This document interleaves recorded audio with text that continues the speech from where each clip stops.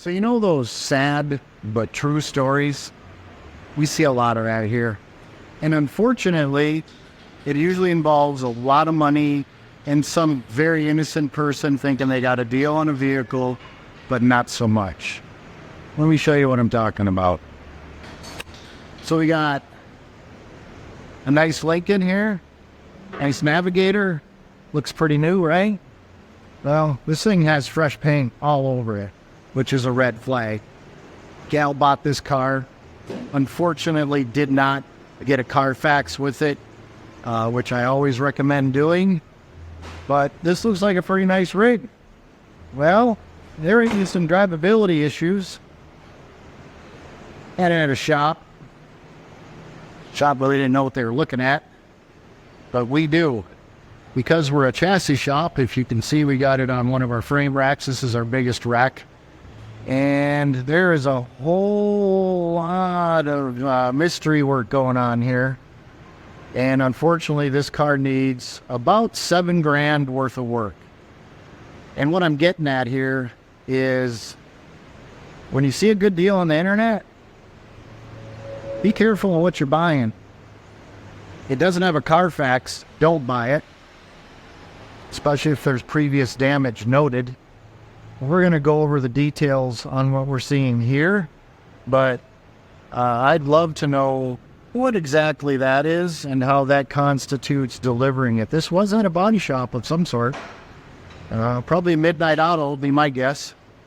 So we'll go over the details here. All right, so I got Jerry here. Jerry's been the frame tech here for about 20 years. The guy knows his stuff. I'm going to have him explain what exactly we got going on here. Then we'll show you some of the dimensions on the chassis as well to help better explain that. So we got Jerry here. Jerry's going to explain what we got going on right inside of there. Yeah, the long and short is this car was hit really, really hard on this corner, and this all got shoved back. And when these get hit on the wheel, what a lot of times happens is all this likes to crush and cave in. This, as you can see, was not, it doesn't look like they even tried to repair it. They just kind of boogered it up with some sort of filler, some sort of silicone. Really not sure what they had going on here, but it was basically a cover-up is what they did, which is very bad. Back up and inside here, you can't really see it. There's a huge buckle in here that they didn't even, I don't think they even looked at, if they even knew about it. So what happens is this tire gets all back here, your alignment gets all screwed up, doesn't drive very well, you wear tires, and you wind up here. Sadly, this turned into almost an $8,000 possible repair. Maybe they're going to go after the dealership they bought it from. They might be able to get their money back, they might not, we're not sure yet. If you look, we have electronic measuring we put on this, and this all tells you what's going on.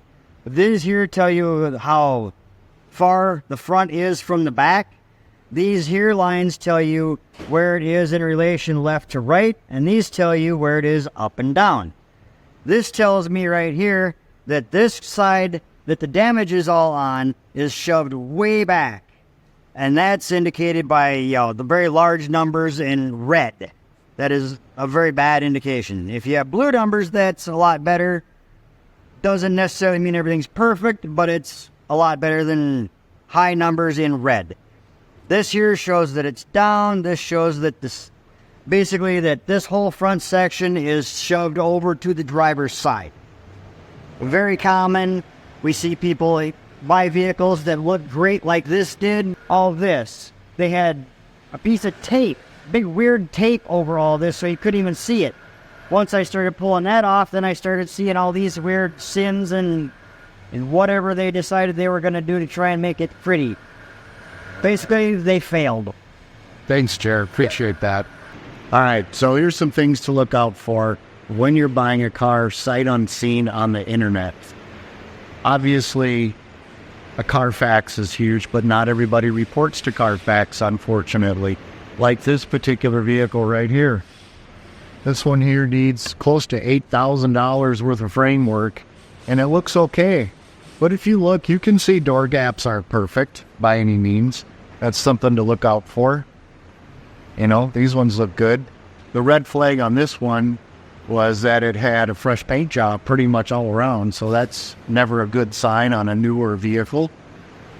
We've had roughly 8+ vehicles in shop this summer that we've put on our frame racks because they've had drivability issues. This is our largest rack. We can fit like a 1-ton Sprinter van on this, and these towers move around, and you can literally pull a vehicle in half with this monster. You bolt the thing down to the rack, and this is what we use for straightening, traditional chassis and unibodies. We do a lot of body pulls with this as well. But anyways, we see this a lot. Typically, it starts out as a drivability issue. Maybe it doesn't steer right. Maybe it looks like it's dog tracking, feels like it, or the car can't be aligned. That's a good sign. Extreme tire wear as well. We see that a lot. But one of the things you could do if you're going to buy a vehicle, put it on an alignment rack. This thing will tell you all the sins here.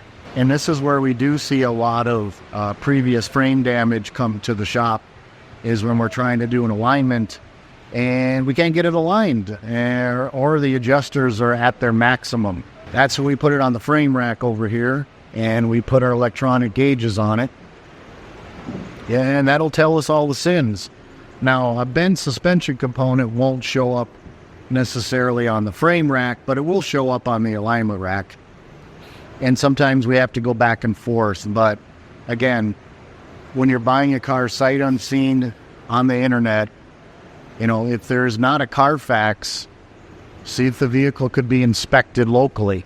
I strongly suggest not buying vehicles sight unseen without some sort of inspection and a Carfax. But again, just like this Navigator, it didn't have a Carfax, and it had some pretty substantial damage. So maybe they have not been reported.